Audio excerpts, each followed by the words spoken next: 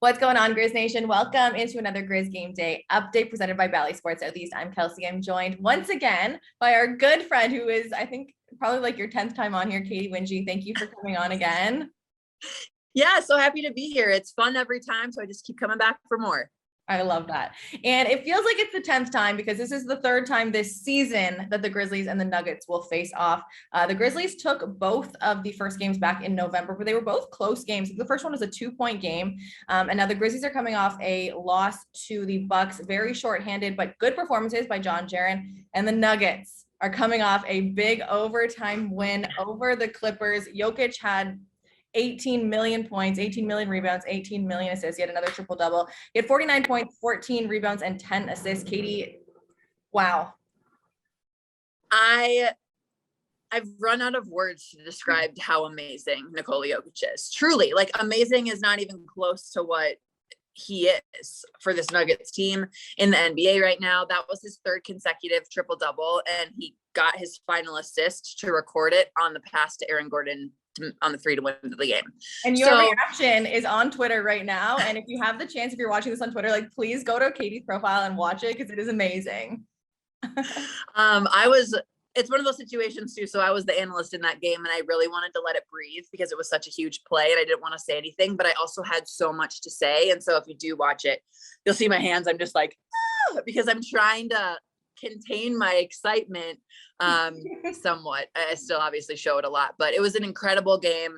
Aaron Gordon played tremendous alongside Nikola Jokic, who maybe had the best regular season single player performance ever in this franchise. The way that he played, he took over and just put the team on his back and willed the Nuggets to win that game in the second half. It was absolutely outstanding.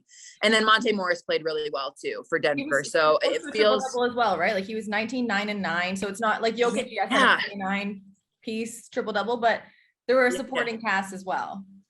Which is always the question because the Clippers got the lead that they did in the non-Jokic minutes. And that's what the Nuggets have really been struggling with lately is, okay, Jokic can't play the whole game. So when he's resting, how is the bench playing? And I know in the first 2 games against the Grizz, Memphis's bench outscored the Nuggets bench in both of those games. So I think the second unit in the way that that group comes in and battles against your guys' players, that's going to be a key.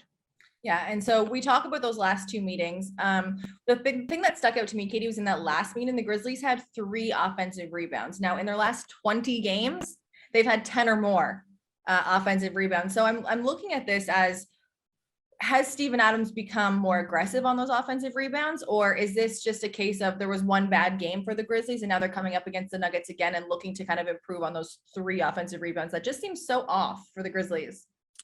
I think you have games like that too, where just you don't have a feel because rebounding is rhythmic too. In the same way that shooting is, like sometimes you're just not in the right place at the right time. You know this, like, and all the basketballs are bouncing away from where your team typically gets them. So I think with Memphis, you guys are so aggressive and the offense is so good that you find ways to score. And a lot of times that's cleaning things up. That's been an area that the Nuggets have struggled as of late is like taking care of the defensive glass and making sure they're limiting team second chance opportunities. The Clippers had way too many offensive rebounds in that first half. And I think Denver has times where they play really solid defense and then they don't finish those defensive possessions with the box out. They turn and they ball watch as opposed to going and putting a body on somebody. So absolutely, I would expect Memphis to be really aggressive on the glass just because if nothing else, they're going to tell them to do that because the Clippers had success about it last game.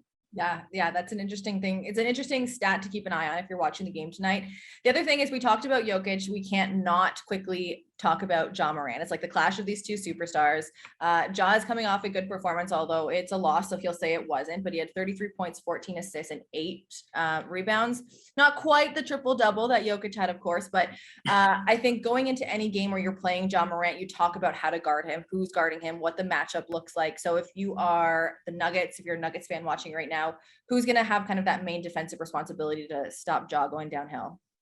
It's going to be a variety of different players, really. Like, I know every NBA coach probably says we're going to have to give them a lot of different looks. Yes, that's the case. I mean, Aaron Gordon, Will Barton, Austin Rivers, like Facu Campazzo. It's going to be a variety of different guys in different situations that are stepping up to that challenge, and it's a big one. The Nuggets really struggle containing one-on-one and keeping quick guards in front. Reggie Jackson, just last night for the Clippers, he pretty much scored whenever he wanted for Los Angeles. So, and that was because he's so shifty. He can get by that primary defender and then create for his teammates. And again, it was a really good game. The Clippers, it came down to the wire. So he made some pretty big plays for them. I think the same thing is going to be the case with Ja. You have to be able to keep him in front. He can't get out and get going in transition. If you're the Nuggets, you have to be able to get back and find him early.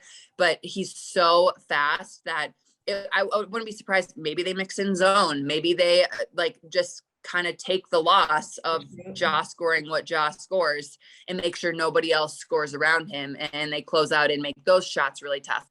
It's going to be a bunch of different things defensively, but with Ja being the driver that he is, like third in the NBA, I think, like 20 drives a game, the Nuggets have to find a way to try and keep him in front and contain him and get up in his space.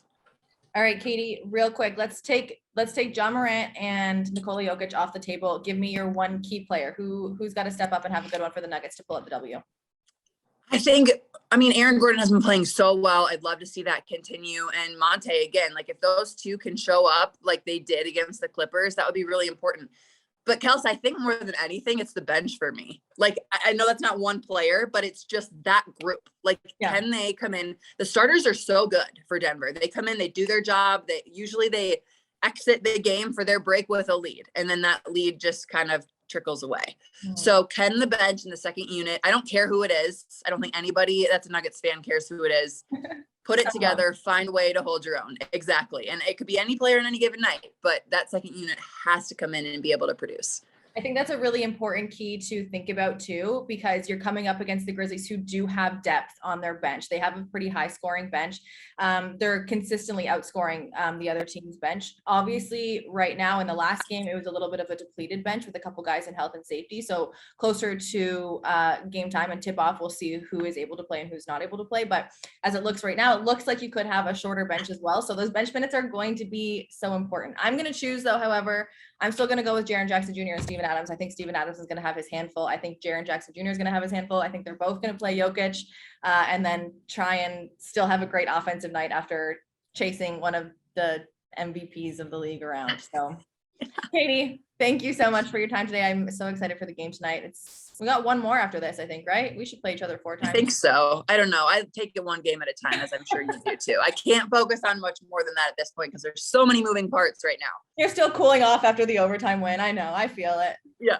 All right. Grizzlies fans, it is a 7:00 tip-off tonight. Is it 7:00 tip-off Eastern time? 7:00. 7:00 Mountain time. So 8:00.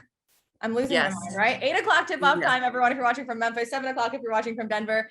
Katy, thank you so much, and good luck tonight. Thanks for having me.